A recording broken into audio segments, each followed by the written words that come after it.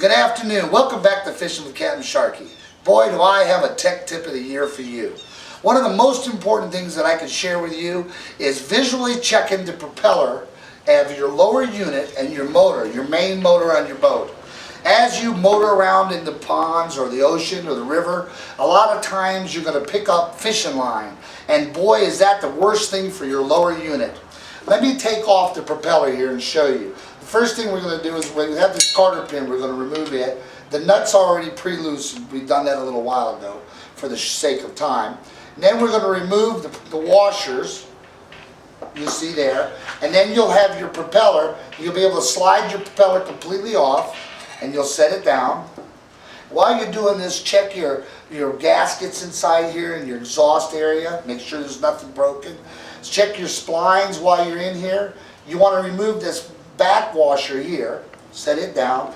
And right in this area in here is your washer and your gasket. And what happens is the propeller picks up fishing line, especially braided line. That is just like a razor.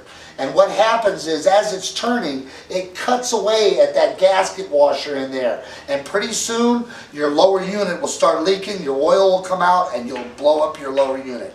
And that's a lot of money, hundreds and hundreds of dollars.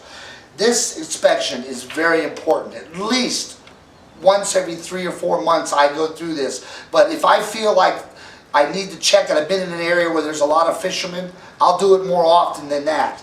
It's a very simple technique, and you want to check with your dealer and your manufacturer on your specs of your washer sizes and your nut size so that you can have the proper wrenches to take it off. And I recommend on some of your smaller motors that carry carter pins, because a lot of motors don't, but if you have carter pins or shear pins, sometimes they're called, make sure you have a couple of these in your tackle box or on board your boat in case of an emergency.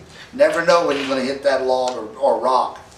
But visually inspect this, and then you can place everything. And when you get ready to put everything back on and replace it, you want to grease your shaft really good. You want to put grease behind the washer on the splines, and then you want to grease the shaft itself so that the prop will slide back on correctly and be lubricated. And then you replace your washers just like they did when they came off. Put them all back on just like you did. You screw your nut right back on just like you did before. Make sure it's down tight. Use the proper right nut and the proper tools to tighten it with.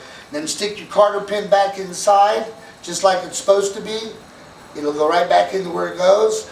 And you'll be ready to go and go back out on the water and fish and not blow up your lower unit or hurt your lower unit. The other thing I'd like to speak to you about is your exhaust tube on your water for your water pump. A lot of times people become very complacent and rely on their hot water pump or their alarm system. You should visually check your exhaust tube and make sure that when you start your motor and it's running, that you're exhausting water. Because if you're not having water shoot out that tube visually, then you know that you're about ready to overheat your motor.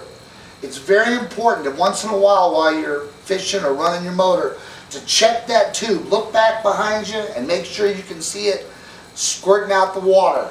That'll give you a kind of a visual inspection of your water pump system. And believe me, they do get clogged up.